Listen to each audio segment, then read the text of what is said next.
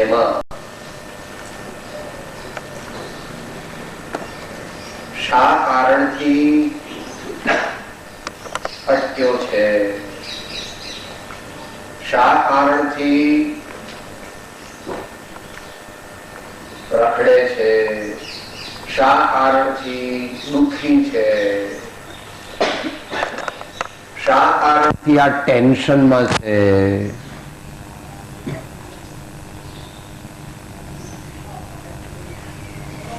એ નીચેથી છઠ્ઠી લાઈન છે.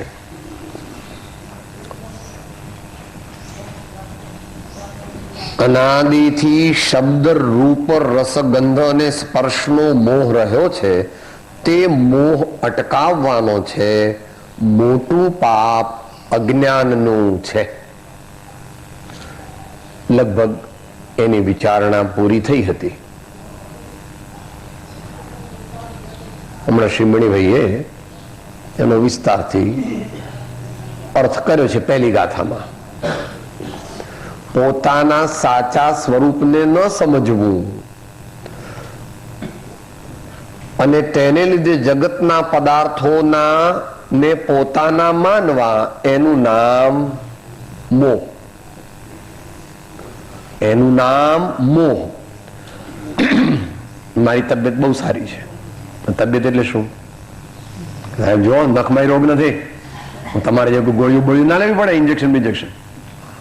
એટલે શરીર તારું, તબિયત સારી છે એ ઠીક છે, અપેક્ષા એ ઠીક છે, પણ શરીર તબિયત સારી છે એ કઈ તારો વર્તમાન પુરુષાર્થ નથી.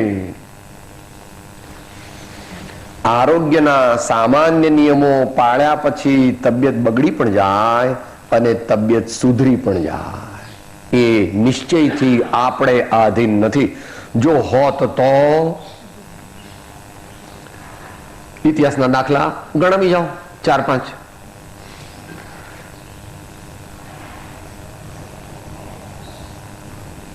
શ્રીમદ શંકરાચાર્યજી મહારાજ 32 વર્ષે ઉપડી ગયા. જ્ઞાનેશ્વરીના કરતા મહાન યોગી 21 વર્ષે જતા રહ્યા. રામકૃષ્ણ પરમહંસ, તેમને ગળાનું કેન્સર થયું અને શ્રીમદ રાજચંદ્ર, તેમને 31 વર્ષની ઉંમરે સંગ્રહણીનો રોગ થયો. માટે શરીર સારું, શરીર હું જ, મારું શરીર સારું છે, મારું શરીર બગડે જ નહીં, એ ઠીક છે. એનું અભિમાન ન કરાય, એનું અભિમાન ન કરાય. એનો અર્થ એવો નહીં કે આરોગ્યના કાયદા ન પાળવા. આરોગ્યના કાયદા બરાબર પાળવા જોઈએ. વ્યવહાર છે, સદવ્યવહાર છે. યોગ્ય આહાર, યોગ્ય વિહાર, ખોટા વ્યસન નહીં, ખોટા ઉજાગરા નહીં, ખોટી ચિંતા નહીં, ખોટો પરિશ્રમ નહીં, એ વાત જુદી છે. પણ પોતાની શારીરિક શક્તિનું અભિમાન કરે, પોતે નિરોગી છે એવું અંતરમાં મોટપ માને, તો એ બરાબર નથી. કારણ કે એવું હોત તો આવા બધા જ્ઞાની પુરુષોનું શરીર વિપરીત થઈ ગયું, લો તો થઈ જાય, આપણું પણ થઈ જાય ગમે ત્યારે. એનું અભિમાન કરવું, તો નજીકની વાત બતાવી એ પ્રમાણે બાકીની જગતના પદાર્થો સમજી લેવા. જગતના પદાર્થો જગતનો કોઈ પણ પદાર્થ આપણો નહોતો, અત્યારે નથી અને ભવિષ્યમાં થવાનો પણ નથી. નિશ્ચય નહીંથી વાત ચાલે છે, નિશ્ચય નહીંથી વાત ચાલે છે. તો મહાવીર ભગવાને કુંદકુંદ સ્વામી તો કહ્યું, પણ દરેક મહાપુરુષોએ કીધું. શું કે છે પંડિત મહારાજનું ભજન? કોઈ કોઈનું નથી રે, કોઈ કોઈનું નથી રે, કોઈ કોઈનું નથી રે, કોઈ કોઈનું નથી રે, ના હક ના મરે છે સૌ મથી મથી રે, કોઈ કોઈનું નથી રે, ના હક ના મરે છે સૌ મથી મથી રે, કોઈ કોઈનું નથી રે, કોઈ કોઈનું નથી રે, કોઈ કોઈનું નથી રે. આ સાંભળીને શું કરવું?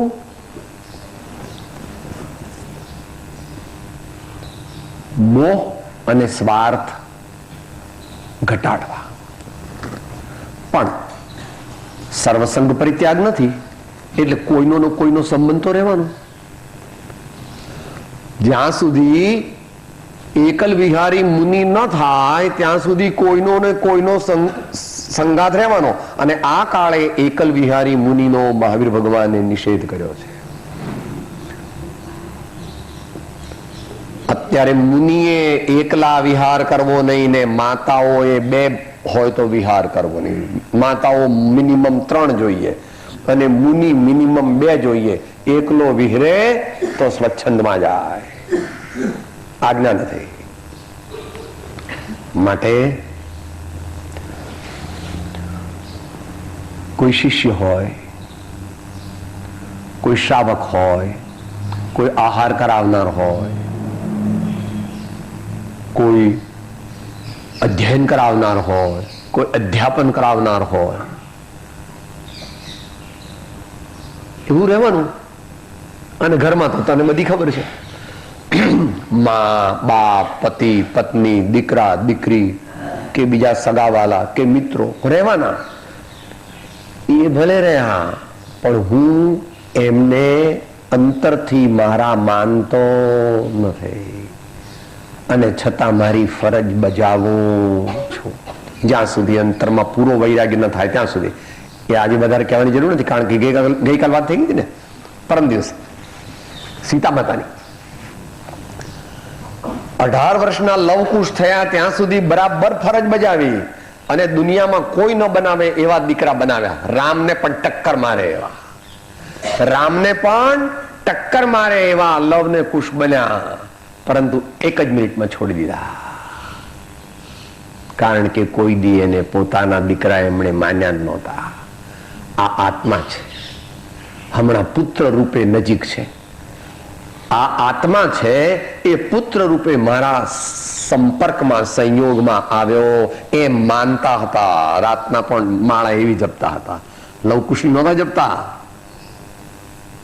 ના મારા તન રૂપ કાંતિ યુવતી ના પુત્ર કે ભ્રાતના, એવી માળા રાતના જપતા હતા. એટલે જ છોડી શક્યા, નહીં તો છોડી શકે સંભાવથી, પાછા પ્રેમથી. તો મોહ શું કામ કરે છે? અહીં સામાન્ય મોહ લીધો છે તે દર્શન મોહના અર્થમાં છે. પછી રાગ અને દ્વેષ જે છે એ ચારિત્ર મોહના અર્થમાં છે. જે સંદર્ભ લેવો હોય તે રીતે વિચારી લેવું. આગળ કહે છે મોટું પાપ અજ્ઞાનનું છે. એ બહુ સારી રીતે ડિસ્કસ થઈ ગયું છે, માત્ર 20 દોહરાથી યાદ કરીને આગળ વધીએ. અનંત કાળથી આથડ્યો વિના ભાન ભગવાન, સેવ્યા નહીં ગુરુ સંતને, મૂક્યો નહીં અભિમાન. સમજ સાર સંસાર में समझू टाले दोष, समझ समझ कर ही गया जीव अनंता मोक्ष. સમજ વિનાનું રે સુખ જીવને નથી, સમજ વિનાનું રે સુખ જીવને નથી. ઘડીએ ઘડીએ કેમ આટલા બધા અપસેટ થઈ ગયા છે? સાહેબ હું કહું ને કેમ ના કરે? અરે ભાઈ, ભગવાનનું કહેલું પણ ઘણા નથી કરતા, તો તારું કહેલું કેવી રીતે કરે? માટે એવો બહુ આગ્રહ રાખો, હું કહું એમ બધાએ કરવું જ જોઈએ, એવો આગ્રહ ન કરવો. એમ સત્ય રજૂઆત કરવી, ભાઈ આમ કરશો તો તમને લાભ થશે, આમ કરવાથી આત્માને શાંતિ રહેશે, આમ કરવાથી આત્મા બંધન દશાથી રહિત થશે, આમ કરવાથી તમારો યશ જગતમાં વધશે, માટે સમજી સમજીને સત્કાર્ય કરો. સમજી સમજીને સત્કાર્યમાં દત્તચિત્ત રહો. Keep your mind always engaged in noble pursuits. Keep your mind always engaged in noble pursuits. કેમ? An idle mind is a devil shop. નવરો બેઠો નખો દ્વાળે. માટે મનને કે સાહેબ બસ હું અમસ્તો પડ્યો રહું છું, પડ્યા ન રહેવાય. અંદરમાં પરમાત્માનું સ્મરણ કર, સદગુરુનું સ્મરણ કર, મંત્રનો જાપ કર. એમને પડ્યો રહ્યો તો ખોટા વિચાર આવશે અને આ આત્મા પ્રમાદને આધીન થઈને ડૂબશે. યાદ રાખવાનું, ભગવાનની આજ્ઞા છે. માટે હંમેશા સારા કાર્યમાં રોકાઈ રહેવો, સારા વિચારો કરવા એવો પ્રયત્ન કરવો. એ બધું સમજણથી આવે છે, જ્ઞાનથી આવે છે, સત્સંગથી આવે છે અને જ્ઞાની પુરુષોના બોધથી આવે છે. જો આપણે એને સ્વીકારીએ તો. આગળ કહે છે, અવિરતિના પાપની ચિંતા થતી હોય તેનાથી જગ્યામાં રહેવાય કેમ? શાસ્ત્રીય શબ્દ છે અવિરતિ, એટલે વિરતિનો અભાવ. વિરતિ એટલે સંયમ, સંયમનો અભાવ એટલે અવિરતિ. બંધના 5 કારણોમાં કેટલામું કારણ? બીજું કારણ. બંધના 5 કારણમાં બીજું કારણ અવિરતિ. તો અવિરતિના પાપની ચિંતા થતી હોય તેનાથી જગ્યામાં રહેવાય કેમ? એમ જ છે ને તમારામાં પણ કે બીજું છે? જગ્યામાં એટલે અયોગ્ય જગ્યામાં, જ્યાં આગળ રહેવાથી રાગ દ્વેષ વધારે થઈ જાય. મન ઝાલ્યું રહે નહીં અને ઇન્દ્રિયો બેફામ ઘોડાની માફક વર્તે, એવી જગ્યાએ રહેવું નહીં, એવી જગ્યાએ ઓછા રહેવું.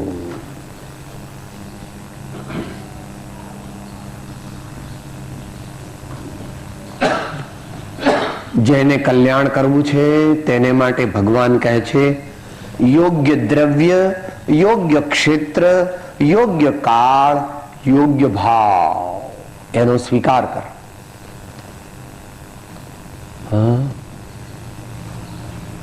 બહુ અગત્યનું છે.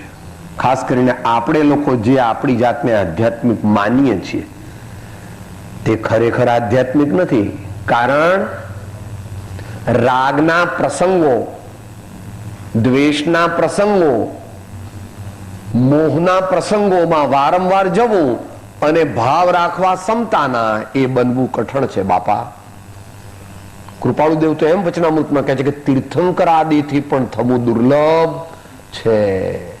માટે જેણે પોતાના ભાવ સારા રાખવા હોય, શાંતિ જોઈતી હોય, સમતાનો અભ્યાસ કરવો હોય, ક્રોધ અભિમાન વગેરે ભાવો ન કરવા હોય, તેણે સત્સંગમાં વધારે રહેવું,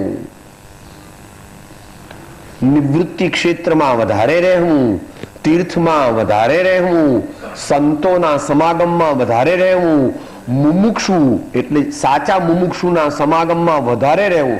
કારણ કે એ લોકો બીજી કોઈ વાત ન કરે અને બીજી બધી વાતો કરે તો એ મુમુક્ષુ નથી. સત્સંગના પાઠમાં એ વાત આપણને થોડી ઇન્ડિકેટ કરી હતી.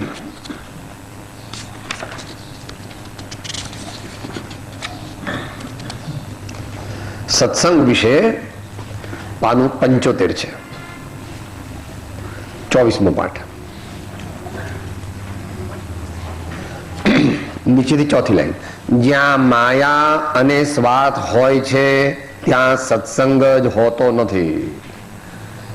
કે અમે તો મુમુક્ષુ છીએ ને, અમે ખાવા પીવાની બધી વાતો કરીએ, પછી પિકનિકની વાતો કરીએ, પછી સારા સારા કપડા ને શોપિંગની વાતો કરીએ, પછી આજે કાલે આપણે પછી ભેળ બનાવવી છે એવી વાતો કરીએ, પછી ટીવીની વાતો કરીએ કે ભાઈ તમારું મુમુક્ષુ મંડળ નથી ભાઈ, આ મુમુક્ષુ મંડળમાં આવી બધી વાત ન હોય, એ તો તારી કોઈ શહેરની ક્લબની વાત છે. આવું મુમુક્ષુ મંડળમાં આવી બધી ચર્ચા ન હોય. કોઈ ભૂલથી કરે તો કહેવાનું ભાઈ આપણે અત્યારે એ વાત કરવાની નહીં, અહીંયા આપણે અહીંયા ભગવાનનું નામ લેવા, સત્પુરુષની વાણી સાંભળવા અને સારા વિચારો કરવા આવ્યા છે. થઈ જાય ભૂલ, હું પણ કઈ બીજી વાત કરી દઉં, તમે બીજી કઈ વાત કરી દો, કોઈ બીજી વાત કરી દે કે ભાઈ આપણે અત્યારે એ વાત બાજુમાં રાખીશું. અત્યારે આપણું પ્રયોજન શું છે? અત્યારે આપણું પ્રયોજન શું છે? સત્સંગ કરવાનું પ્રયોજન છે. એટલે કે છે જ્યાં માયા અને સ્વાર્થ હોય છે ત્યાં સત્સંગ જ હોતો નથી. પછી કે છે રાજહંસની સભાનો કાગ દેખાવે કદાપી ન કળાય તો અવશ્ય રાગે કળાશે, મૌન રહ્યો તો મુદ્રાએ કળાશે, પણ તે અંધકારમાં જાય નહીં. તેમજ માયાવીઓ સત્સંગમાં સ્વાર્થે જઈને શું કરે? ત્યાં પેટ ભર્યાની વાત તો હોય નહીં. બે ઘડી ત્યાં જઈને તે વિશ્રાંતિ લેતો હોય તો ભલે કે જેથી રંગ લાગે, અને રંગ લાગે નહીં તો બીજી વાર તેનું આગમન હોય નહીં. આવું બને કે સાહેબ આપણે બહુ ધ્યાન રાખવું, કોઈ ખોટો માણસ ન આવી જાય. કઈ વાંધો નહીં, કોઈ પણ માણસ આવે ને સામાન્ય યોગ્યતા વાળો આવે ભલે આવ્યો, એક દિવસમાં કઈ અહીંથી ઉપાડીને બધું લઈ જવાનો અહીં એવું કઈ છે જ નહીં કે જેમાં એને ઇન્ટરેસ્ટ હોય. હે આપણામાં ખૂટતી કડી શું છે? વાત્સલ્ય, પ્રેમ.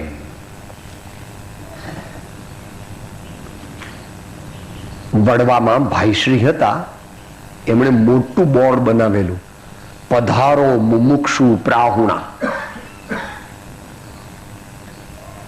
હા,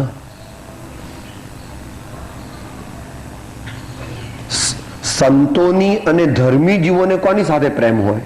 એમને દુનિયામાં બીજા બધા સાથે તો ઠીકા ઠીક છે, એમને પ્રેમ કોની સાથે હોય? એક પરમાત્મા સાથે, અને એક પરમાત્માના આશ્રિત એવા સંતો અને ભક્તોની સાથે.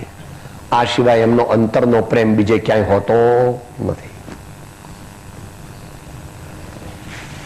સાહેબ તમને દીકરા દીકરી, એમને દીકરા દીકરી સાથે યોગ્ય સંબંધ, યોગ્ય સંબંધ, પ્રેમ ખરો, રાગ નહીં, મોહ નહીં. યાદ રાખવું, મીરાબાઈ પોતે ડિક્લેર કરે છે, માર્ગ में તારણ મિલે સંત રામ દો, સંત સદા શીશ ઉપર રામ હૃદય હોય, મેરે તો ગિરધર ગોપાલ દૂસરા ન કોઈ. બધા કઈ મીરાબાઈ ન બની શકે, પણ એમની વાત તો આપણે જાણીએ, સ્વીકારીએ. તો આપણે કોની સાથે મૈત્રી કરવાની? ધર્મી જીવ, ગુણિયલ જીવો, મુમુક્ષુ જીવો, આત્માર્થી જીવો, એ બધા સાથે આપણે વધારે પ્રેમ રાખવાનો. ભલે ઓછા હોય દુનિયામાં, અને આપણા જેટલા વધારે ઊંચી કક્ષાના ન હોય તોય વાંધો નહીં, આપણાથી સહેજ ઓછી કક્ષાના હોય તો પણ એમનો સમાગમ કરો, અને આપણાથી ઊંચી કક્ષાના હોય તો વિનય સહિત એમનો પરિચય કરવો, ભક્તિભાવથી એમનો પરિચય કરવો. તો સત્સંગ કરવો, અસત્સંગ ઘટાડવો, અસત પ્રસંગમાં જવું નહીં. થોડું મોક્ષ માર્ગમાં જવું હોય ને તો થોડો ત્યાગ માર્ગ લેવો પડે. જીવને ગમતો નથી, નક્કી કરવું જોઈએ કોના કોના લગ્નમાં જવાનું. અમારા તદ્દન ઘરના લોકોના જ લગ્નમાં જવાનું, કે મારા શાળાના દીકરાના લગ્ન છે, હવે તારા શાળાના દીકરાના લગ્નમાં મુમુક્ષુ હું ઇન્ટરેસ્ટ હે નહીં.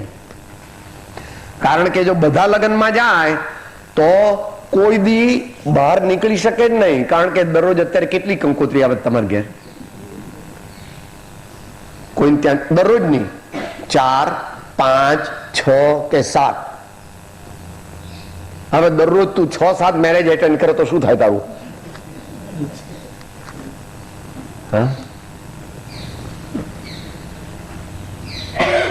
જે મર્યાદા બાંધવી જોઈએ. આટલા લગ્નમાં હું જઈશ, બીજા લગ્નમાં હું નહીં જાઉં. લોકો તો ગમે ત્યારે પણ તને ગાંડો કહેવાના જ છે. જે જીવ મોક્ષ માર્ગમાં જાય તેને જગતના જીવ ગાંડો કહે. જે દુનિયાથી ડરે કે સાહેબ આ બધા મને પછી એ કહે છે જુઓ આ બધા એવું કરે છે, એ તો એવું જ કરે. હા, કૃપાળુ શું બીજી આજ્ઞા આપીને, એક લોક પ્રતિબંધ અને એક સ્વજન પ્રતિબંધ.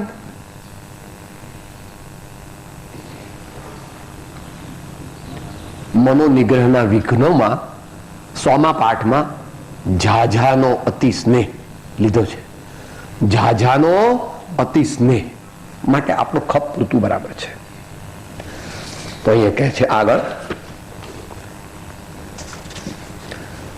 તેનાથી જગ્યામાં રહેવાય કેમ?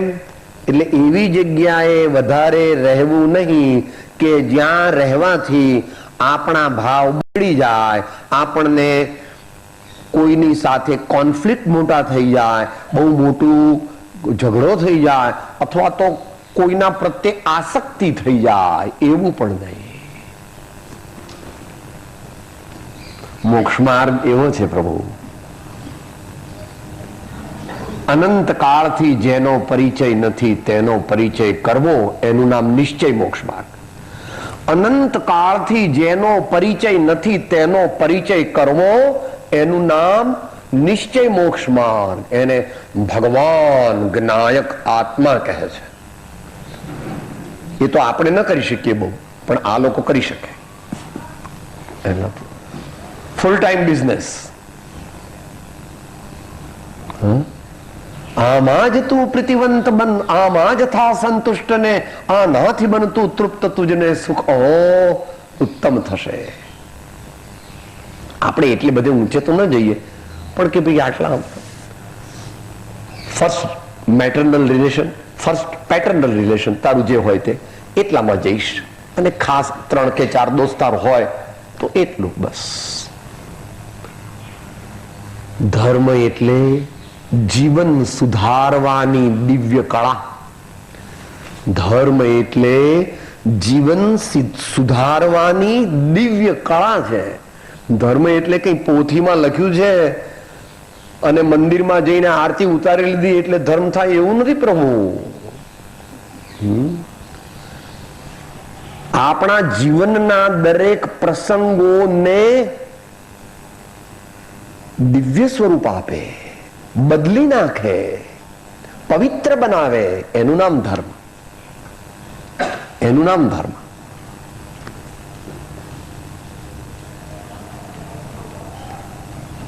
માટે અયોગ્ય જગ્યાએ જવું નહીં, એ પણ 18માં એક લીધું છે. બરાબર. 15 શિક્ષા પાઠ 100 મન કેવી રીતે જીતાય બધાનો પ્રશ્ન છે ને, એમણે ખાસ વાંચવું.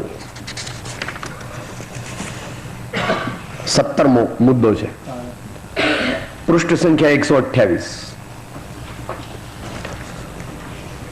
અયોગ્ય સ્થળે જવું, અને અહીંયા કે છે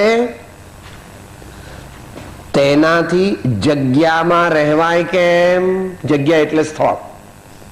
જગ્યા એટલે સ્થળ. રહેવાય કેમ? તો કે અયોગ્ય સ્થળે જવું અથવા અયોગ્ય સ્થળે રહેવું, એમ પણ ઇમ્પ્લાઇડલી સમજી લેવું.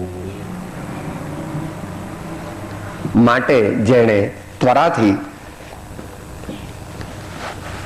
પરમાત્મા દર્શનની ભાવના હોય તેણે પોતાની આજીવિકાનું સાધન પૂરું થઈ જાય પછી આ ક્લબ ફ્લબ કે બીજી એવી જગ્યાઓએ જવું નહીં. સારા વિદ્યાર્થીને આપણે નાના હતા ત્યારે શું કહેતા હતા?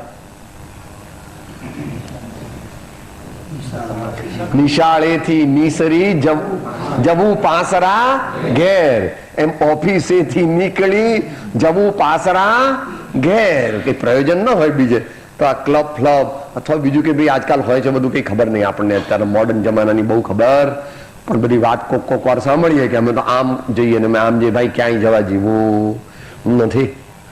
અને ઘરને પણ સુધારવું. આખું ઘર સુધરે નહીં બહુ, માટે આપણે પૂજાનો રૂમ અલગ કરવો જોઈએ.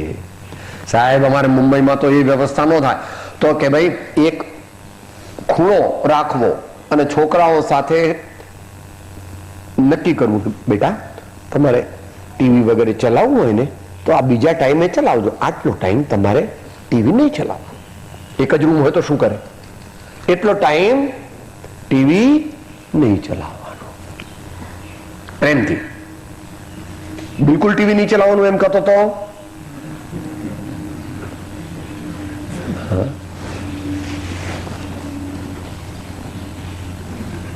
જીવનને રીએરેન્જ કરવું પડશે. જીવનને નવો ઓપ આપવો પડશે. જેવું જીવે છે તેવું જીવવાનું નથી, જુદી જાતનું જીવવું એનું નામ મોક્ષ માર્ગ. અત્યાર સુધી જેવું જીવ્યો તેવું નહીં, પણ એનાથી જુદું અને એનાથી કંઈક ઉલટું જીવવું એ ધર્મ છે. અમારે આનંદનંદજી મહારાજ જે છે એ તો થોડો સહેલો ઉપાય પણ બતાવે છે. બોલીએ સાથે, પછી આગળ ચાલીએ. સાથે જ બોલીએ.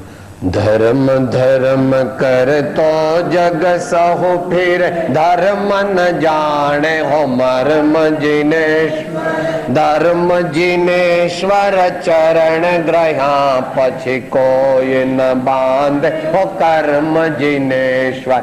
ધર્મ જીનેશ્વર ચરણ ગ્રહ્યા પછી કોઈ ન બાંધે હો કર્મ જીનેશ્વર. એવી રીતે ભગવાનને પકડવા, ભગવાનને પકડો એ સહેલું નથી, પણ ધીમે ધીમે ધીમે ધીમે ધીમે સમજી સમજીને ભગવાન અથવા ભગવાનના આશ્રિત એવા સત્પુરુષો અને મુમુક્ષુઓના સમાગમમાં રહેવું. પોતે ત્યાગ કરી શકે નહીં અને બહાના કાઢે કે મારે અંતરાયો ઘણા છે. ધર્મનો પ્રસંગ આવે ત્યારે ઉદય છે એમ કહે. ઉદય ઉદય કહ્યા કરે પણ કઈ કુવામાં પડતો નથી.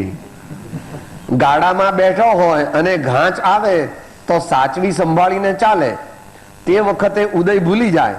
અર્થાત પોતાની શિથિલતા હોય તેને બદલે ઉદયનો દોષ કાઢે છે, એમ અજ્ઞાનીની વર્તના છે. જુઓ, આપણે ઘણા પૂછ્યું સાહેબ અજ્ઞાની કેવા હોય? કે આ અજ્ઞાની આપણામાંથી મોટા ભાગના લાગુ પડે છે.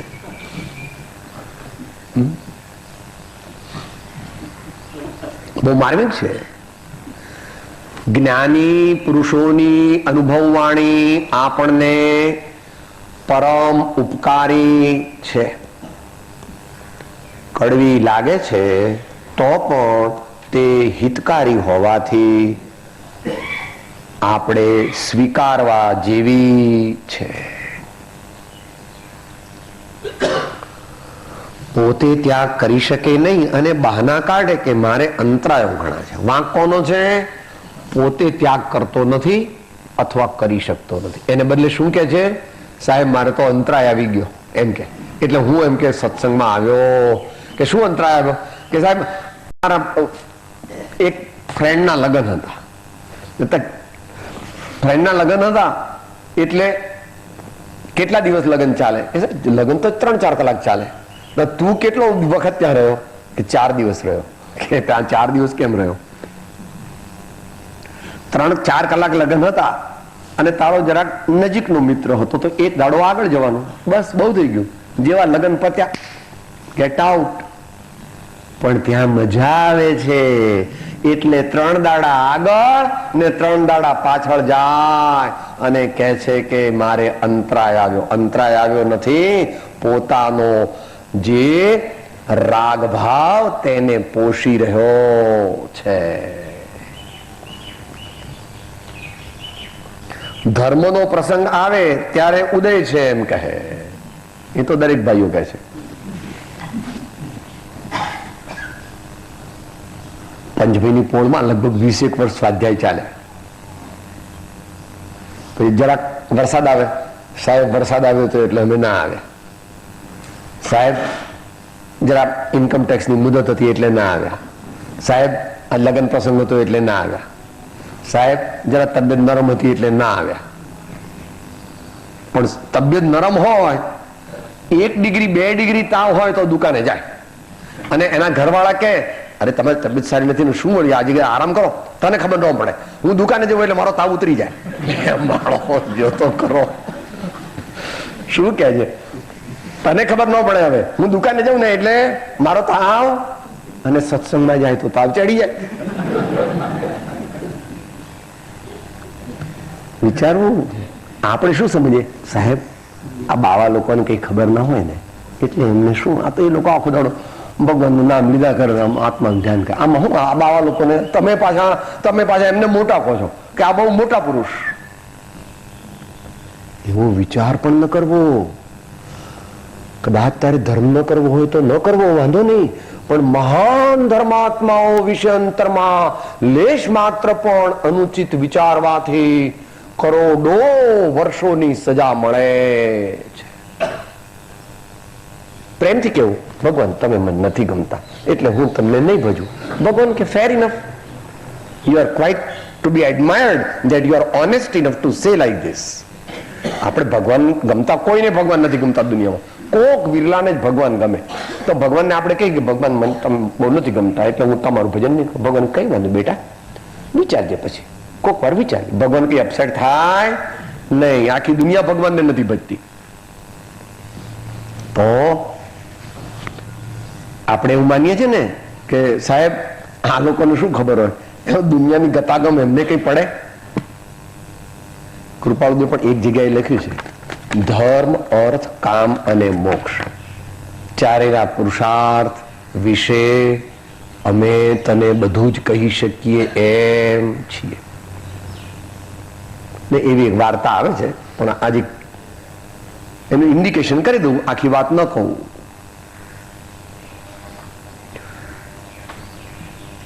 નવમી સદીમાં જીનસેન આચાર્ય થયા. જીનસેન 1 એને કહે છે. ગુણભદ્ર સ્વામીના ગુરુ, આત્માનું શાસન જેમણે લખ્યું છે એ ગુણભદ્ર સ્વામી એના ગુરુ. શું 9 વર્ષે દીક્ષા લીધેલી, લાંબુ આયુષ્ય લગભગ 100 વર્ષનું, મહાપ્રતાપી મહાન યોગી. ભારતના શ્રેષ્ઠ 10 પુસ્તકોમાંનું એક પુસ્તક મહાપુરાણ એમણે લખેલું છે. બીજા ઘણા પુસ્તકો લખ્યા છે. ધવલાની ટીકા પણ એમણે લખી છે, પ્રારંભના 45,000 શ્લોક.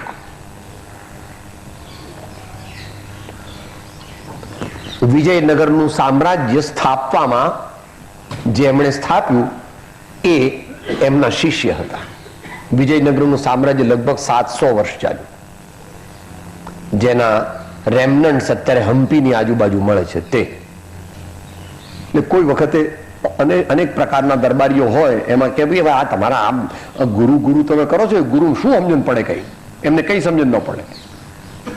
પછી એકવાર બ્રહ્મચર્યનો વિષય આવ્યો, એટલે કે મારે તમને બ્રહ્મચર્યની કઈ ખબર ન પડે. હવે હા, તમે દુનિયાનું શું ખબર પડે? કે ભાઈ એ વાત તમારી કોઈ અપેક્ષા એ બરાબર છે, બાકી અમને બ્રહ્મચર્યની બધી જ ખબર છે. પછી સ્ટોરી લાંબી છે, અત્યારે કહેવી નથી, પણ બધાએ પ્રેશરાઇઝ કર્યું કે ના ના તમે બ્રહ્મચર્ય વિશે કહો. એમણે બ્રહ્મચર્ય વિશે કહેવા માંડ્યું અને અડધેથી રાજા અને બધા દરબારીઓ કહે સાહેબ બસ બસ અમારે કઈ સાંભળવું નથી, હવે અમારે સાંભળવું નથી. કેમ? આગલા ભાવો બધા જાણે છે, મોટા નગર શેઠ હતા, મોટા રાજા હતા, બધું જાણે છે. આપણે શું માનીએ છીએ? સાહેબ એમને ઇન્કમ ટેક્સ ના ફોર્મ ની ખબર પડે, સાહેબ એમને શોપિંગ માટે મોકલતા નહીં હો, એમને કરવું નથી એ વાત જુદી. he can do any work better than you, but he doesn't want to do it because he is not interested in it, but he has supreme ability to do all the tasks of the world. પણ મોટા રાજ્યને ચલાવવાનું પણ એમને ગમ્યું નહીં, એટલે 6 ખંડનું રાજ છોડી અને પોતે શું કર્યું એ બોલીએ પ્રાર્થનાથી, પછી નેક્સ્ટ એમણે શું કર્યું? હરિપુર पूर्ण ज्ञाने परिपूर्ण ध्याने परिपूर्ण चारित्र बोधित्व दाने निरागी महाशांत मूर्ति तुम्हारी प्रभु प्रार्थना शांति लेशो हमारी प्रभु प्रार्थना शांति लेशो हमारी। कर्मे शूरा ते धर्मे शूरा। ભરત ચક્રવર્તી 6 ખંડનું રાજ ચલાવતા હતા અને થોડી જ મિનિટમાં કેવળ જ્ઞાની બની ગયા. ભરત ચક્રવર્તી 6 ખંડનું રાજ ચલાવતા હતા, મહાજ્ઞાની હતા જ તે વખતે, અને અલ્પકાળમાં કેવળ જ્ઞાન પ્રગટ. માટે એવા મોટા પુરુષો વિશે આપણે કઈ નીચું વિચારવું નહીં. આપણને ન ગમે તો એમને કેવું કે સાહેબ મને નથી ફાવતું તમારી સાથે, ફેર ઇનફ, પણ એમના વિશે વિપરીત વિચાર કરવો નહીં, નહીં તો આપણા હાજા ગગડી જાય એટલું પાપ લાગે. મધ્યસ્થ થઈ ધર્મનો પ્રસંગ આવે ત્યારે ઉદય છે એમ કહે. ઉદય ઉદય કહ્યા કરે પણ કઈ કુવામાં પડતો નથી. કે ભાઈ તારે કુવામાં પડવાનો ઉદય આવે છે કે નહીં? કે સાહેબ મારે એવો તો ઉદય આવતો નથી. શરીરમાં રોગ આવે ત્યારે ઉદય કહે છે સાહેબ જરાક તબિયત બગડે ને છોકરાઓ સીધા જ શહેરના મોટા મોટા કન્સલ્ટન્ટને બોલાવી લે. અમારા ઘરમાં ડોક્ટરને ઘેર જવાનો રિવાજ નથી, બધા જ ડાક્ટર અમારે ઘેર આવે.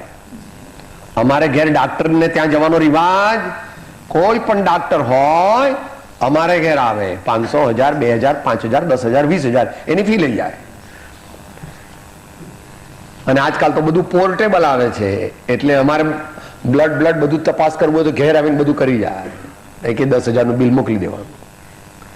એમાં ઉદય કહેતો નથી કે મારે હમણાં અશાપાનો ઉદય આવ્યો છે, એમ કહેતો રોગ આવે તો દૂરથી કાઢી મૂકું, એવી દવા કરું, એવા ડાક્ટરને બોલાવું કે મને રોગ તરત નીકળી જાય.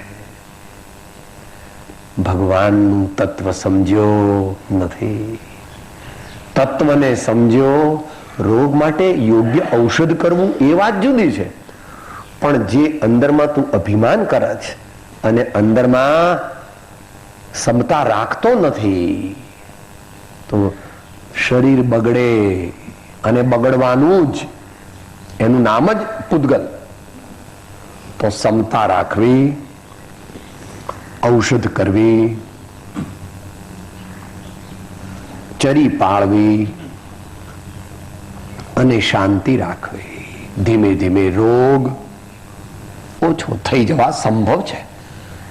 કદાચ તીવ્ર કર્મ હોય ઉદયમાં તો કદાચ ન પણ જાય રોગ, અને કદાચ એ રોગના નિમિત્તથી શરીર છૂટી પણ જાય. એ આપણા અધિકારનો વિષય નથી. એ તો પ્રાસંગિક વાત થઈ. આપણે અંતમંગળની ગાથા જે બોલવી છે એમાં તો આત્માના રોગની વાત છે, એટલે 129મી ગાથા આપણે બોલીએ અંતમંગળ રૂપે. આત્મ ભ્રાંતિ સમરોગ નહીં, સદગુરુ વૈદ્ય સુજાન, ગુરુ આજ્ઞા સમપથ્ય નહીં, ઔષધ વિચાર ધ્યાન. સદગુરુ પરમ કૃપાળુ ત્રિલોકના સબ સંતન કી જય. આનંદ.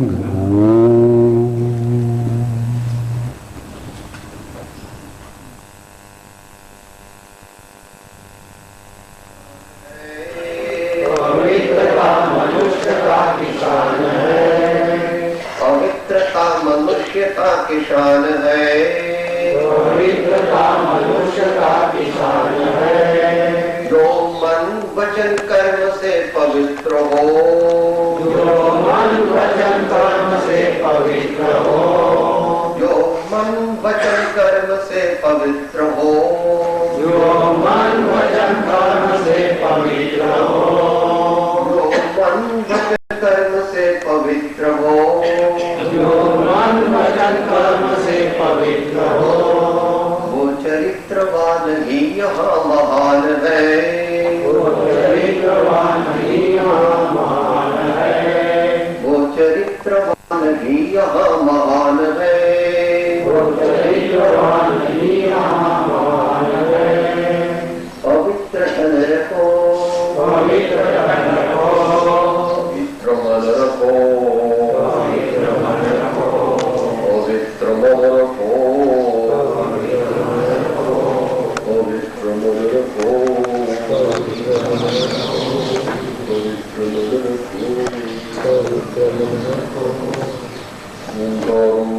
संयुक्तं नित्यं चायन्ति योगिनः आनन्दं मोक्षदं चैव ओंकाराय नमो नमः।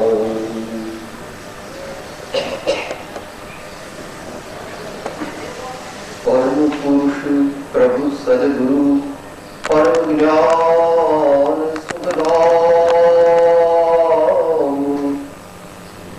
जेणे आप्यो भान निज तेरे सदा प्रणाम। जेणे आप्यो भान निज तेने सदा प्रणाम।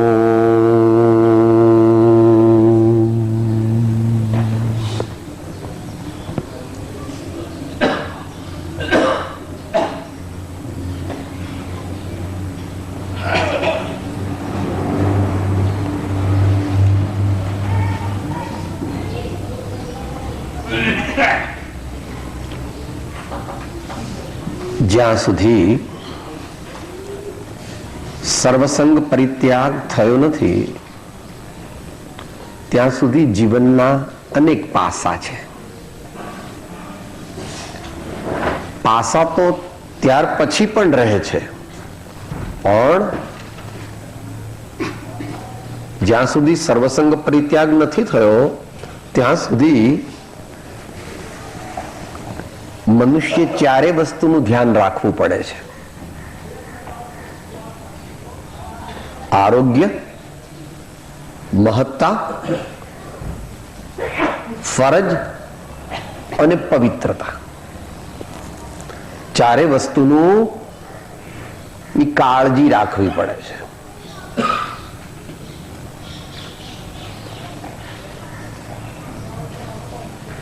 એટલે આજે એવો દિવસ છે, રવિવાર છે, રક્તદાન શિબિર છે, એટલે આપણા જીવન સાથે સંકળાયેલા બીજા પાસાઓ પણ છે. આપણે ગુફામાં રહેતા હોત, 8-8 દિવસે એકવાર આહાર કરતા હોત તો આપણે કંઈ આવી જરૂર નહોતી, પણ એવી સંભાવના આ કાળે આ ક્ષેત્રે છે નહીં.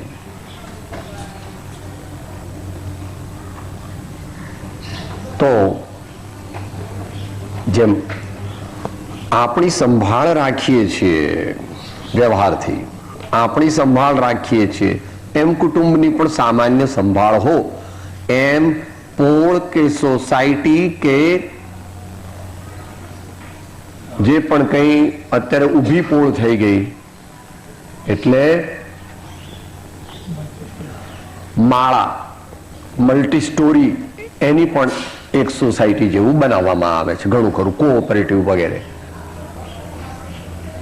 પછી જે એરિયામાં રહેતા હોઈએ તે, પછી જે ગામ, નગર, શહેર, જિલ્લો, પ્રાંત, દેશ, ખંડ અને વિશ્વ, જેમ જેમ મનુષ્યનો વિકાસ થતો જાય છે એમ એમ એનું હૃદય પહોળું થતું જાય છે. હૃદય એટલે બીજાને આત્મીયપણે સ્વીકારવાની તાત્વિક શક્તિ, બીજાઓને આત્મીયપણે સમાવી લેવાની જે શક્તિ, એનું નામ હૃદય.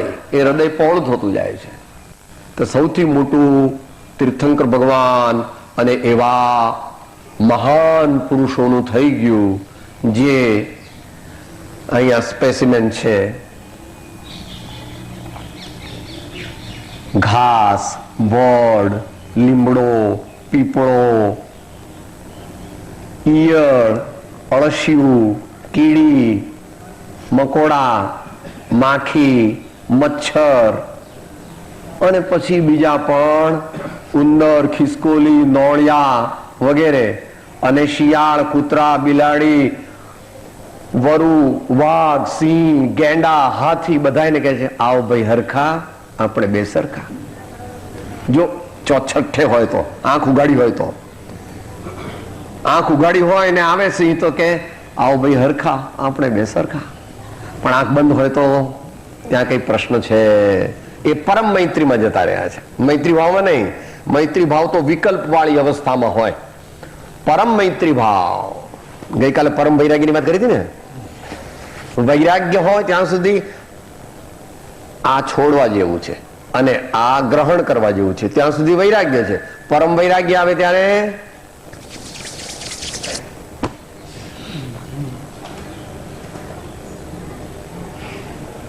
સંગ ત્યાગી, અંગ ત્યાગી, વચન તરંગ ત્યાગી, મન ત્યાગી, બુદ્ધિ ત્યાગી, આપા શુદ્ધ કીનો હોય. એ પરમ વૈરાગ્ય કહો, પરમ સમતા કહો, પરમ સમાધિ કહો કે કોઈ અપેક્ષાએ મોક્ષ કહો.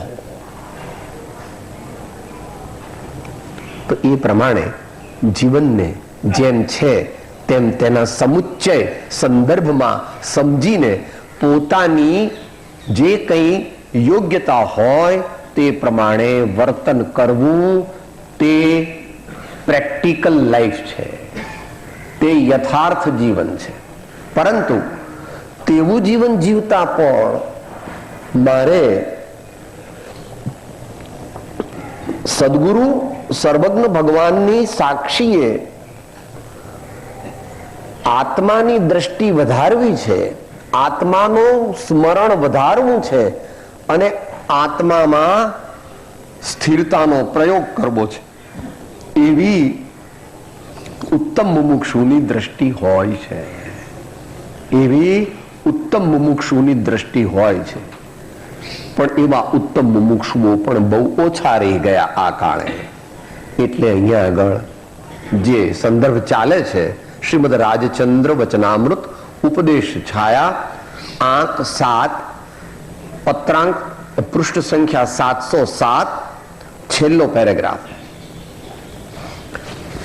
પોતે ત્યાગ કરી શકે નહીં અને બહાના કાઢે કે અંતરાયો ઘણા છે. ધર્મનો પ્રસંગ આવે ત્યારે ઉદય એમ કહે. ઉદય ઉદય કહ્યા કરે પણ કઈ કુવામાં પડતો નથી. ત્યાં સુધી વિચારણા થઈ હતી.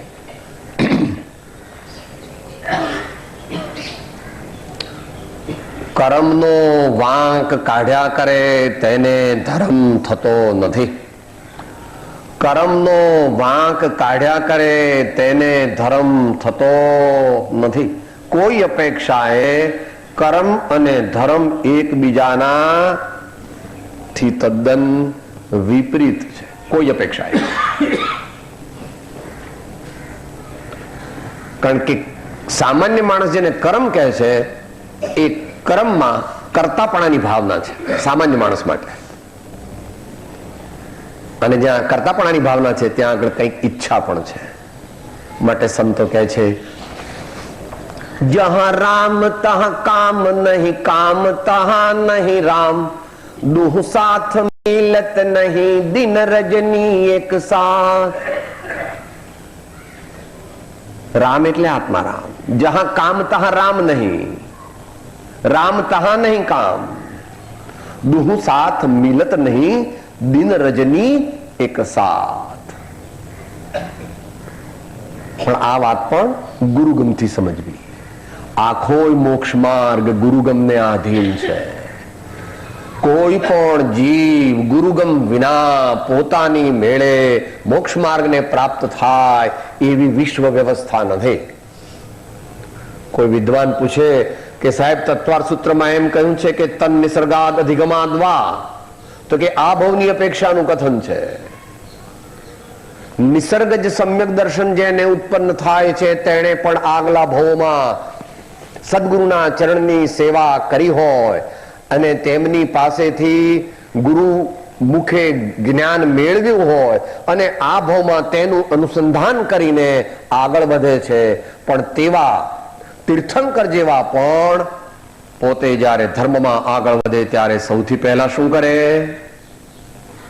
તીર્થંકર ભગવાન જે મહાજ્ઞાની જ છે જન્મજાત, તેઓ પણ જ્યારે આગળ વધે ત્યારે પહેલા શું કરે? ઓમ નમઃ સિદ્ધેભ્યઃ,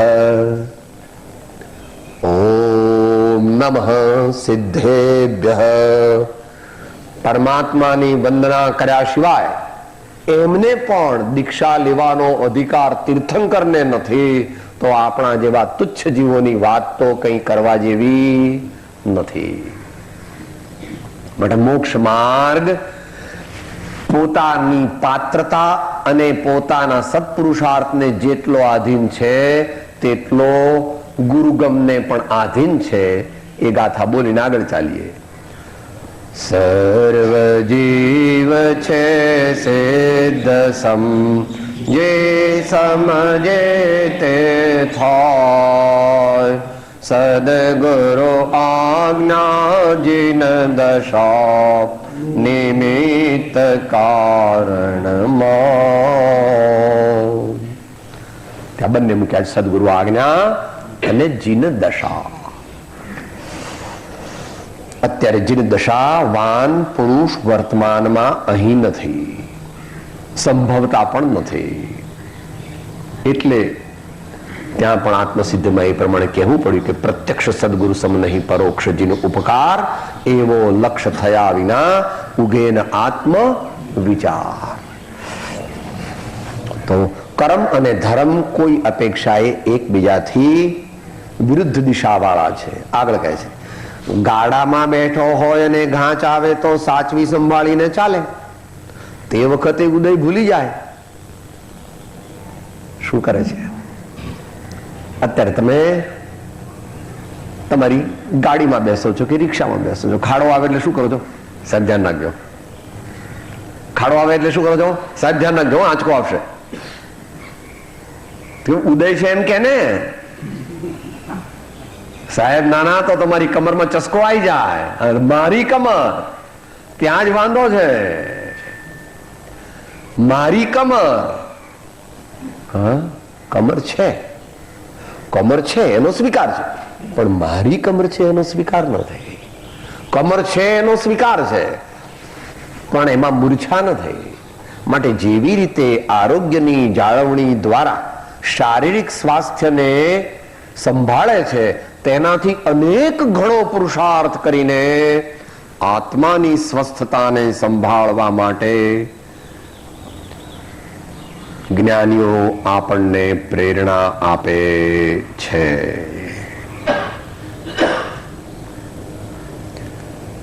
અર્થાત પોતાની શિથિલતા હોય તેને બદલે ઉદયનો દોષ કાઢે છે, એમ અજ્ઞાનીની વર્તના છે. સ્વીપિંગ સ્ટેટમેન્ટ છે, બે શબ્દ વાળા, અજ્ઞાની અને વર્તના. જે કોઈ ઉદયનો વાંક કાઢીને એમ કે છે કે સાહેબ હમણાં 2-5 વર્ષ તો તમે ધર્મ કરવાનું કઈ કહેતા નહીં મને, સત્સંગ કે ભક્તિ કે સ્વાધ્યાય, હમણાં તો હજુ તો 2 દીકરીના લગ્ન બાકી છે ને 1 દીકરાના લગ્ન બાકી છે. અલ્યા પણ દીકરા દીકરી હોય એટલે ધર્મ નો થાય? એ દીકરા દીકરી તને આમ બોચીથી પકડીને તારા પર ચડી બેઠા છે, હે? અને કદાચ એમ ચડી બેઠા હોય તો આત્મા તો ભાવ કરી શકે છે. રાણાએ મહેલમાં પણ પૂરી દીધી મીરાને, તો મીરાએ ધર્મ છોડી દો. અરે વળી કાઢી પણ મૂકી કે જા મેવાડમાં જોઈએ જ નહીં તારું કાળું મોઢું અમારે જોવું. તો શું કહે છે? લોગ કહે મીરા ભઈ બાવરી, બાપ કહે કુલ ના શિરે, જહર કા પ્યાલા રાના ને ભેજા, પીબત મીરા હાંસી રે. નાચી રે નાચી રે નાચી રે, પગ ઘુંઘરું બાંધ મીરા નાચી રે. આ પુરાણની કથા નથી હો, 500 વર્ષ પહેલાના રાજસ્થાનના મેવાડની કથા છે. અત્યારે પણ તમે જઈને મીરાબાઈનું એ જગ્યા જોઈ શકો છો. ભાઈ જે લોકો જાય ને ચિત્તોડ વગેરે એ જગ્યાએ મેવાડમાં જઈને જોઈ શકો છો.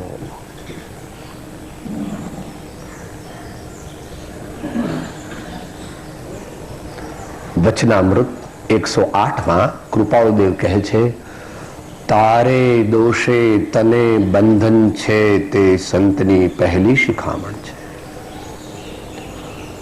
તારે દોષે તને બંધન છે તે સંતની પહેલી શિખામણ છે. જો આપણી આઈડિયોલોજી અને આપણા વિચારોને એક ઝાટકે કાપી નાખે છે. આપણે આખો દિવસ શું કહીએ, સાહેબ આ લોકો મને બહુ હેરાન કરે છે, સાહેબ આ લોકો મને જમવા જ દેતા નથી, સાહેબ આ લોકો મને મોહ કરાવે છે, આ લોકો કહે છે કે મારે તો ઘરની બહાર જવું નહીં. જો હું સત્સંગમાં જઉં તો આ લોકો સાહેબ દાનનું હું કહું ને તોય પછી એના પપ્પા એમ કે આ તારે બધું ઉડાડી દેવું છે. હા, કોક વાર થાય પણ ખરું એવું, કોક વાર થાય પણ એવું, તો આપણી તૈયારી હોવી જોઈએ. હું 1 મહિનો દૂધ નહીં લઉં, એકલી ચા પીશ, પીતા હોય તો. હું નવી ચંપલ નહીં ખરીદું અને નવી સાડી નહીં લઉં, જૂની પહેરીશ, પણ હું અવશ્ય દાન આપીશ, અવશ્ય સંતોની સેવામાં રહીશ, અવશ્ય જ્ઞાન ધર્મ પ્રભાવનાનું કાર્ય કરીશ. એવી પોતાની અંતરમાં દ્રઢતા પણ જોઈએ અને પ્રતિજ્ઞા પણ જોઈએ. પ્રતિજ્ઞા ન હોવાથી કોઈ ધર્મ કાર્ય નિયમિતપણે થઈ શકતું નથી. માટે આચાર્ય ભગવાને આપણને નિયમ લેવા માટે તો ખાસ આજ્ઞા કરી છે. અહીં કૃપાળુ દેવે પણ 100મા પાઠની અંદર આટલું બધું તે કર્યું, પણ કહે છે તમારે પેલી વન ડે મેચ થાય ને, વન ડે મેચ હોય ને ભાઈ, એમાં પેલા બોલ પ્રમાણે હોય ને, અને હજુ 4 બોલ બાકી હોય, 5 બોલ, અને 1 જ રન કરવાનો હોય, તો તમારે કપિલ દેવ કે ગવાસ્કર હોય તો શું કરે છે, સિક્સર સાહેબ, પછી ચોગ્ગો લાગે તો ચોગ્ગો, નહીં તો સિક્સર. અહીંયા 18 કારણ કયા, એમાં 18મી એટલે છેલ્લી સિક્સર મારે છે. એકે ઉત્તમ નિયમ સાધ્ય ન કરો. પૃષ્ઠ સંખ્યા 128, પેજ 128, પેજ 128, પૃષ્ઠ સંખ્યા 128. શું કે તમારે આ જ્ઞાની પુરુષો સિક્સર મારે કે હા જ્ઞાની પુરુષો આત્માની સિક્સર મારે? બધા સિક્સર ન મારે, મોટા ભાગે તો ચોગ્ગા મારે. સિક્સર તો કોક વાર મારે, કારણ કે સિક્સર વારંવાર ન મરાય. એમાં બહુ જજમેન્ટ જોઈએ, બહુ જ પ્રિસિશન જોઈએ, એકદમ દરેક પ્રકારની ગણતરી જોઈએ, નહીં તો કેચ આઉટ થઈ જાય. બોર્ડર પરથી પેલો કેચ કરી લે તો ટેન્ટ ભેગા થઈ જવું પડે. એકે ઉત્તમ નિયમ સાધ્ય ન કરવો. આપણે ધર્મ તો કરીએ છીએ, પણ સાહેબ મારું કઈ એવું નક્કી નહીં. હું તો કોક વાર વાંચું, કોક વાર ન વાંચું, કોક દિવસ ભક્તિ કરું, કોક દિવસ ન કરું. મને મનમાં લાગે તો કરું, નહીં તો ન કરું. કે એવી રીતે ધર્મ ન થાય બાપા. રેગ્યુલર ધર્મ કરવો હોય તો આણાએ ધમ્મો આણાએ તમો. આચાર્ય મહારાજે તો વિસ્તાર કરેલો છે, અત્યારે એ વિષય નથી. તો આપણી શિથિલતા હોય તો કબૂલ કરવી જોઈએ, પણ આપણી શિથિલતાને બદલે ઉદયનો દોષ કાઢીએ તો મોટું પાપ લાગે. એક તો પોતાનો પ્રમાદ એ છુપાવ્યો અને જૂઠું બોલ્યો, કારણ કે દોષ પોતાનો છે, દોષ પોતાનો છે, અને કાઢે છે કોનો દોષ? બીજાનો. એટલે કર્મ વગેરેનો દોષ કાઢે છે તો કામ નહીં થાય. પ્રમાદ અને અસત્ય બંને ભેગા થયા તો આ આત્મા નીચો પડે. પોતાની શિથિલતા હોય તેને બદલે ઉદયનો દોષ કાઢે છે, એમ અજ્ઞાનીની વર્તના છે. તો જે વારંવાર કર્મને આગળ કરે તે અજ્ઞાની, અને જે આત્માને આગળ રાખીને જીવન જીવે તેનું નામ જ્ઞાની. જ્ઞાની એટલે કોણ? જ્ઞાનીને કે શિંગડા હોય, જ્ઞાનીને પૂંછડું હોય? જ્ઞાની કેવી રીતે ઓળખાય? જ્ઞાનીને ઓળખવા કેવી રીતે? કે એકદમ ન ઓળખાય. છતાં જ્ઞાની પુરુષો કહે છે, બોલો, શાંતિ પમાડે તેને તો સંત કહીએ, શાંતિ પમાડે તેને તો સંત, શાંતિ પમાડે તેને તો સંત કહીએ, શાંતિ પમાડે તેને તો સંત.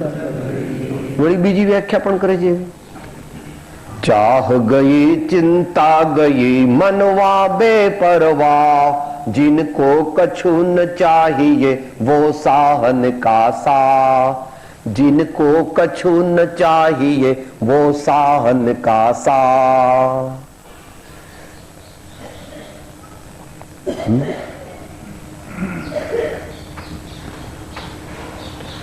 ભગવાન ટેકનિકલ શબ્દ આ સંતોની સાદી વાણી છે, પણ શબ્દો તો એના જ છે. ભગવાન શું કહે છે? સમતા, વીતરાગતા, નિસ્પૃહતા. સમતા, પરમ સમતા, વીતરાગતા, નિસ્પૃહતા, નિરીહતા, એ જ્ઞાની.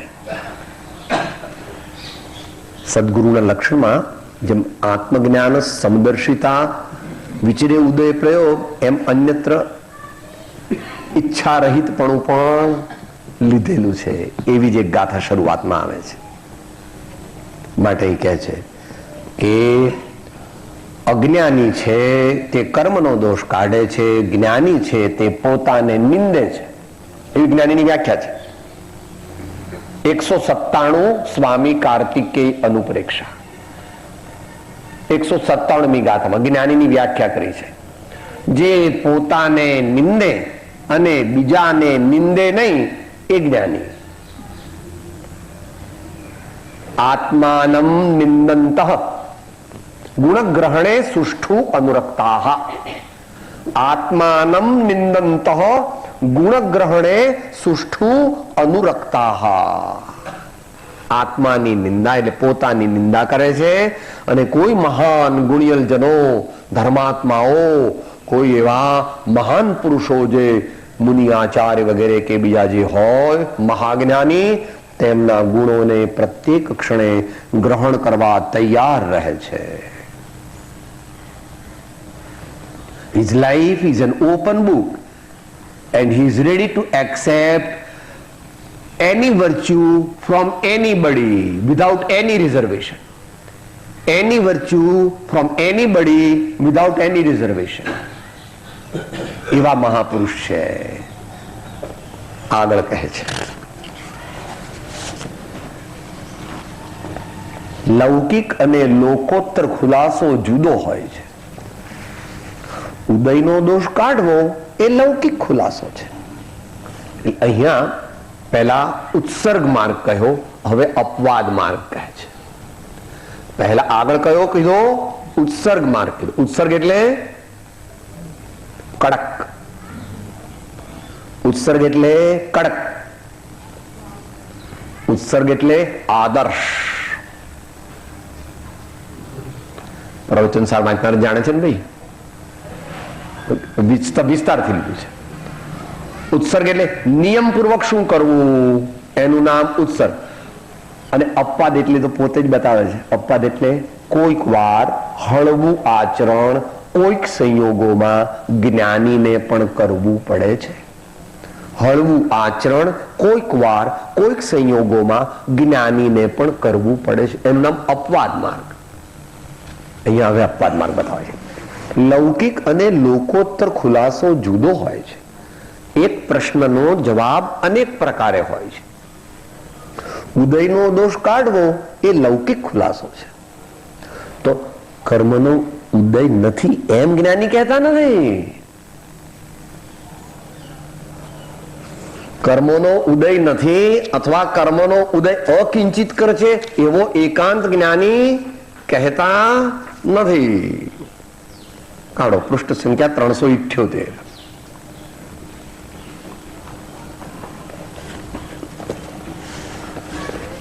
3460. બીજી લીટી શેની વાત ચાલે છે? અપવાદ માર્ગ કર્મના ઉદયનો સ્વીકાર, પણ કર્મના ઉદય પણ સ્વીકાર.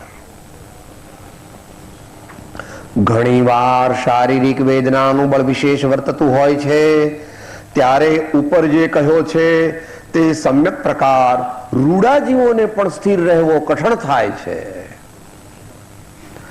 તથાપિ હૃદયને વિશે વારંવાર તે વાતનો વિચાર કરતા અને આત્માને નિત્ય અછેદ્ય અભેદ્ય જરામરણાદિ ધર્મથી રહિત ભાવતા વિચારતા કેટલીક રીતે તે સમ્યક પ્રકારનો નિશ્ચય આવે છે.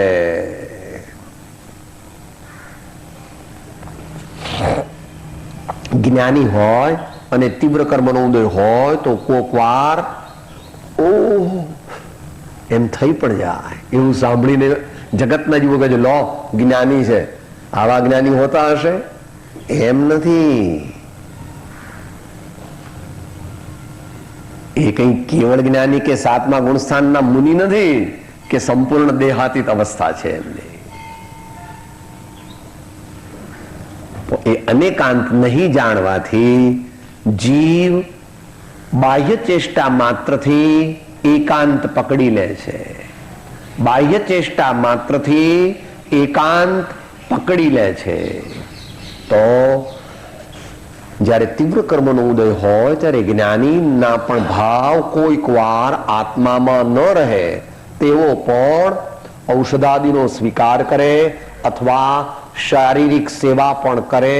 એટલું જ નહીં, મુનિને પણ એ પ્રમાણે કરવાની આચાર્યોની આજ્ઞા છે. જ્યારે સલ્લેખ ના લે અથવા મોટી બીમારી આવે ત્યારે બીજા મુનિજનો આચાર્યની કે મુનિની સેવા કરે છે. એમના પગ દાબે, એમનું માથું દાબે, એમને યોગ્ય ઔષધ આપે વગેરે વગેરે. માટે કર્મોનો ઉદય નથી એમ જ્ઞાની કહેતા નથી, પણ કર્મના ઉદયનો વાંક કાઢીને પોતે શિથિલ આચાર કરે છે તો કે છે એ વાત બરાબર નથી. તો આગળ આપણને કહે છે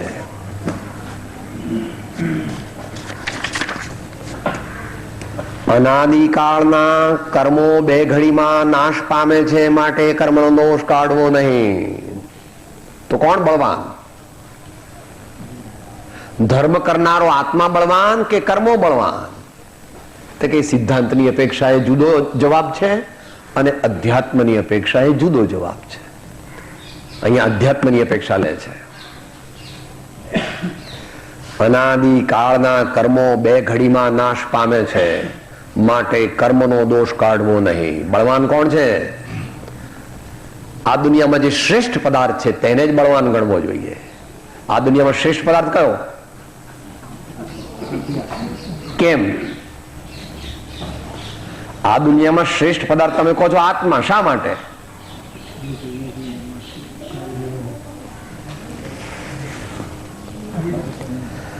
જીવ માત્રને પ્રયોજનભૂત એવો અનંત આનંદ અને એવું દિવ્ય જ્ઞાન એકમાત્ર આત્મામાં જ છે, બીજા કોઈ પદાર્થમાં નથી. આત્મા શા માટે શ્રેષ્ઠ? જીવ માત્રને પ્રયોજનભૂત એવું અનંત આનંદ અને દિવ્ય જ્ઞાન એ એકમાત્ર આત્મા સિવાય કોઈ પણ તત્વમાં છે, કોઈ પણ દ્રવ્યમાં છે નહીં. તમારી મર્સિડીઝ ગાડીમાં જ્ઞાન હોય? કોમ્પ્યુટર મૂક્યું એ વાત જુદી, પણ કોમ્પ્યુટર કોણે મૂક્યું? તમારું બધું કે સાહેબ અમારું બધું કોમ્પ્યુટરાઇઝ, અમારી નવી મર્સિડીઝ આવી છે ને છેલ્લી મોડેલ, એમાં બધું કોમ્પ્યુટરાઇઝડ. પણ એ મર્સિડીઝ બનાવી કોણે? વ્યવહારથી. માટે આત્માથી સહુહીન અથવા જગત ઇષ્ટ નહીં, આત્માથી. માટે આત્મા સૌથી બળવાન છે. આ આત્મા જાગે તો કર્મો ભાગે. આ આત્મા જાગે તો કર્મો ભાગે. જ્ઞાનીઓ આપણને એ વિશે પ્રેરણા આપે છે. જન્મ જન્મ કે સોય અભાગે, જાગત જાગત જાગેગા. જન્મ જન્મ કે સોય અભાગે, જાગત જાગત જન્મ જન્મ કે સોય અભાગે, જાગત જાગત જાગેગા. जन्म जन्म के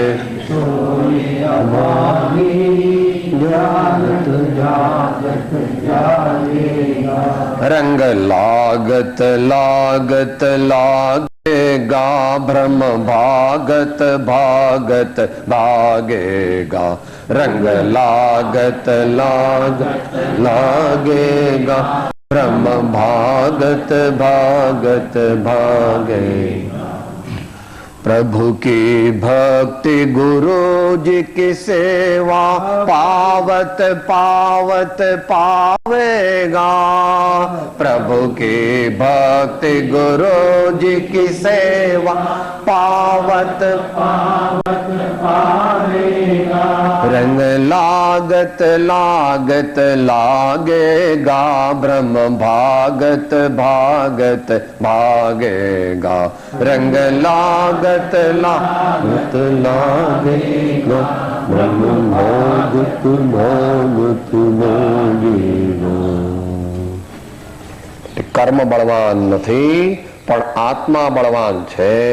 જો આ આત્મા જાગે તો કર્મો ભાગે. એનો કથાનું યુગનું દ્રષ્ટાંત પ્રસન્નચંદ્ર રાજર્ષિનું છે. એ બધાને ખબર છે કે છેલ્લે તલવાર પડી ગઈ એટલે કે જે ઉભા રહો મારું મુગટ લઈ અને પેલા રાજાને મારું આમ જ્યાં મુગટ પકડવા જાય છે ત્યાં તો પોતે તો મુનિ હતા, તોલકું હતું. તરત જાગૃતિ કે હું આવો મુનિ અને આવા દુષ્ટ વિચારો કરવા માંડ્યો, ધિક્કાર છે મને, એમ કરીને પછી પાછા આત્માની ભાવના તરફ વળ્યા. આત્માને નિંદવો નો. કોઈ કે સાહેબ મને નિંદા કર્યા વિના તો ચાલે નહીં. નિંદા તો મારે દરરોજ બે ચાર વાતો કરવી જ પડે, તો એ પોતાની કરવી.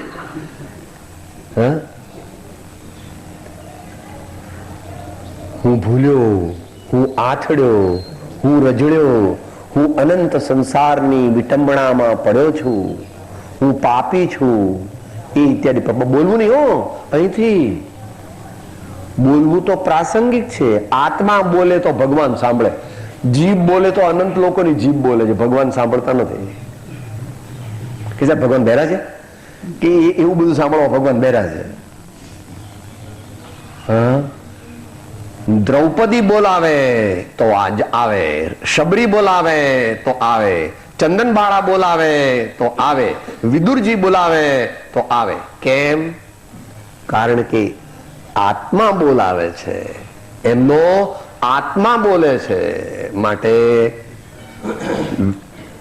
સુદર્શન શેઠ જેવાને તો મૌનપણે બોલાવે તો પણ આવે છે. સુદર્શન શેઠ જેવાને તો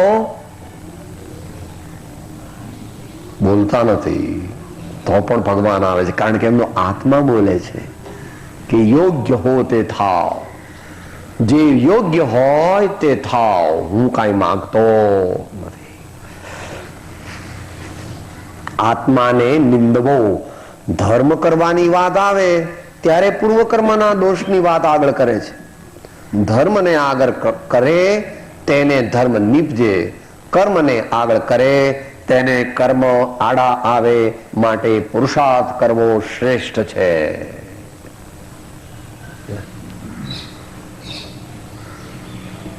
ભગવાનનો માર્ગ આપણને ભગવાન બનવા પ્રેરણા કરે છે. ભગવાનનો માર્ગ આપણને ભગવાન બનવાની પ્રેરણા આપે છે અને માગે છે પણ એવું. વીરજીને ચરણે લાગુ વીરપણું તે માગું રે, મિથ્યા મોહ તિમિર ભય ભાગ્યું, જીત નગારું વાગ્યું રે. વીરજીને ચરણે લાગુ વીરપણું તે માગું રે. જે રોદણા રોવે, જે ગેંગી ફેંગી હોય, જે અનેક બહાના કાઢે, જે બીજાના દોષ જુએ, એવાને મોક્ષ માર્ગ મળતો નથી. પ્રભુ, મોક્ષ માર્ગ તે આ દુનિયાની શ્રેષ્ઠ વસ્તુ છે. માટે તેને પ્રાપ્ત કરનાર પુરુષો એટલે આત્માઓ પણ શ્રેષ્ઠ હોય તો જ તેની પ્રાપ્તિ થાય. જેવો માલ તેવા દામ, જેવો માલ તેવા દામ. મોક્ષ માર્ગ શ્રેષ્ઠ છે તો તેની પ્રાપ્તિ માટે પુરુષાર્થ પણ શ્રેષ્ઠ કરવો જોઈએ. પણ આવું માનતો નથી. એ મોક્ષ માર્ગનો પુરુષાર્થ કેમ નથી કરતો? કારણ કે ભગવાન જે મોક્ષનું પ્રતીક છે એને માનતો નથી અંતરથી. આમ પગે લાગે છે જય ભગવાન જય ભગવાન, પણ પછી ઘેર જઈને શું કહે છે? આ સાંભળ્યું, આ ભગવાન એવું કહેતા હતા, ભગવાન એવું કહ્યું છે કે આ દીકરા આપણા નથી, લો આ બંગલો આપણો નથી, ભગવાન એવું કહે છે, લો. તો ભગવાને કીધું છે સાચું છે. તને અત્યારે લાગે છે કે સાહેબ તમારે એવા દીકરા હશે કે તમારા દીકરા તમને નહીં ગણતા હોય. હું તો આમ આ બટન દાબું ને તો પહેલો દીકરો આવે, આ બટન દાબું તો બીજો દીકરો આવે, આ બટન દાબું તો 5મો આવે, અને આ દાબું તો 7મો આવે. અરે આ ભાઈ, ગઈકાલે ભાઈ પેલો બાબો બોલ્યો હતો ને, ધર્મ વિના પ્રીત નહીં, ધર્મ વિના રીત નહીં, ધર્મ વિના હિત જીન કોણ, કશું કયા કામનું, એમ કરીને આખું બોલ્યા હતા.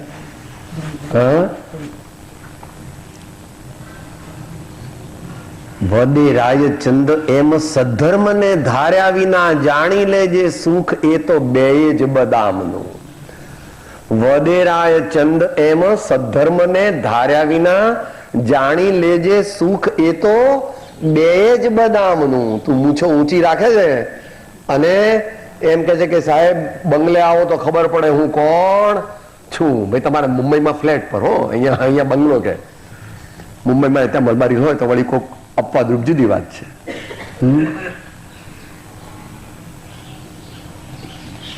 માટે પુરુષાર્થ.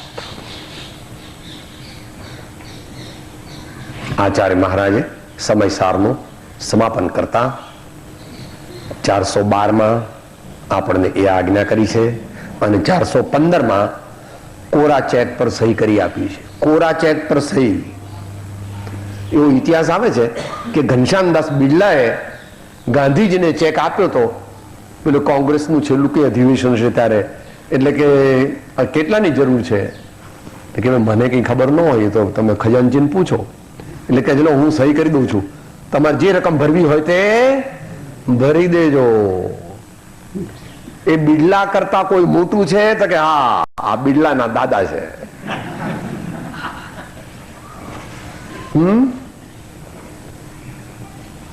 એટલે 412 તો બધા સાથે બોલો. અમાજ નહીં તો સ્થાપને જને મોક્ષ પંથે ધ્યાનો ભવતે હને તેમાં જ નિત્ય વિહાર કર નહીં વિહર પરદ્રવ્યો વિશે નહીં વિહર પરદ્રવ્યો. હવે પેલો કોરો ચેક વાળી ગાથા પણ બોલી જવું, ભલે અત્યારે સમજણ ન પડે પણ સાંભળી લેવી, પછી ઘેર જઈને વિચારવી. આ સમય પ્રાવૃત પ્રઠન કરીને અર્થ તત્વથી જાણીને ઠરશે અર્થમાં આત્મા જે સૌખ્ય ઉત્તમ તે થશે. ઠરશે અર્થમાં આત્મા જે સૌખ્ય ઉત્તમ તે થશે. અનંત કાળનો નવો અનંત આનંદ અનુભવવો હોય તો આ આત્માને યથાર્થપણે જાણીને તેના અર્થમાં તત્વમાં સ્થિર થાવ તો અનંત આનંદની પ્રાપ્તિ થશે. આવો સર્વજ્ઞાની ભગવંતોનો અનુભવ ડિક્લેર કરેલો છે, એ અહીંયા ડિક્લેર કરે છે. અંત મંગળ સમીપ છે.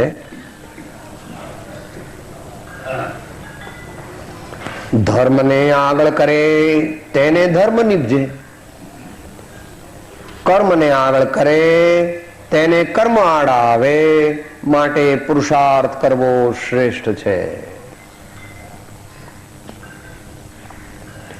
સોનામાંથી સોનાના દાગીના થાય, ચાંદીમાંથી ચાંદીના વાસણ થાય અને લોખંડમાંથી લોખંડના ઓજાર થાય. એમ જે શુદ્ધ આત્માની ભાવના સાચી રીતે કરે પાત્રતાપૂર્વક શુદ્ધ આત્માની ભાવના કરે તેને શુદ્ધ ભાવ ક્રમે કરીને પ્રગટ થાય છે. માટે જ કહ્યું કે આત્મ ભાવના ભાવતા જીવ લહે આત્મ જ્ઞાન રે, આત્મ ભાવના ભાવતા જીવ લહે મુનિપદ રે, અને આત્મ ભાવના ભાવતા જીવ લહે કેવળ જ્ઞાન રહે.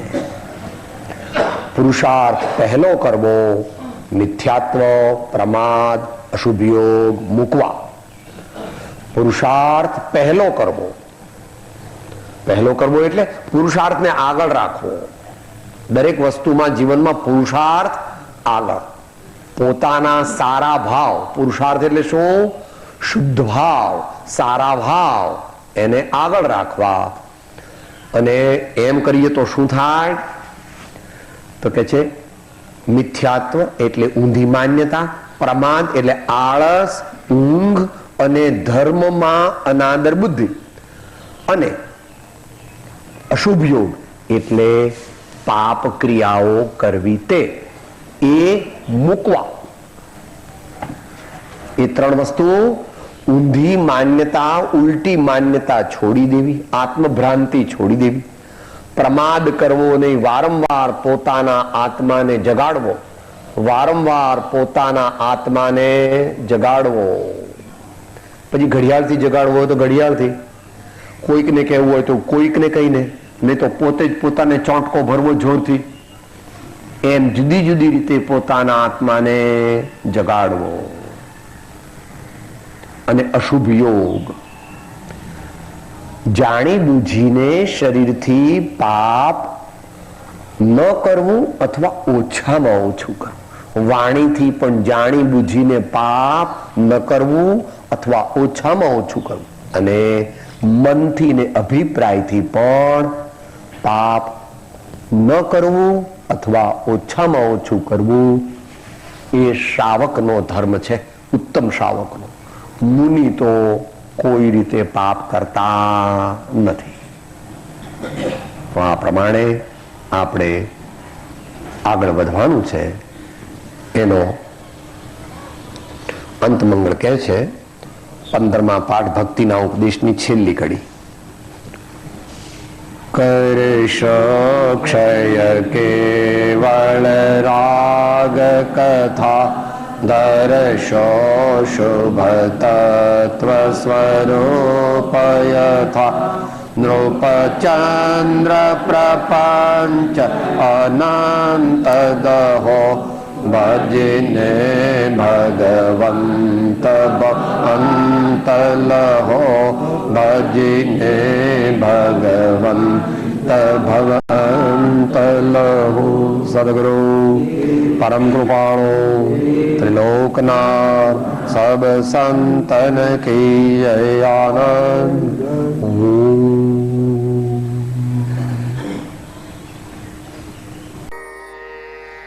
હું આત્મા છું, આપનો સેવક છું, સૌનો મિત્ર છું.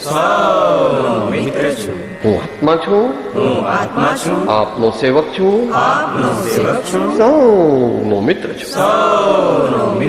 હું આત્મા છું, આપનો સેવક છું, સૌનો મિત્ર છું.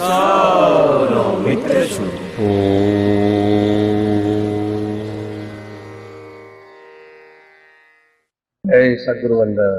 જય જય સદગુરુ વંદન. જય જય સદગુરુ.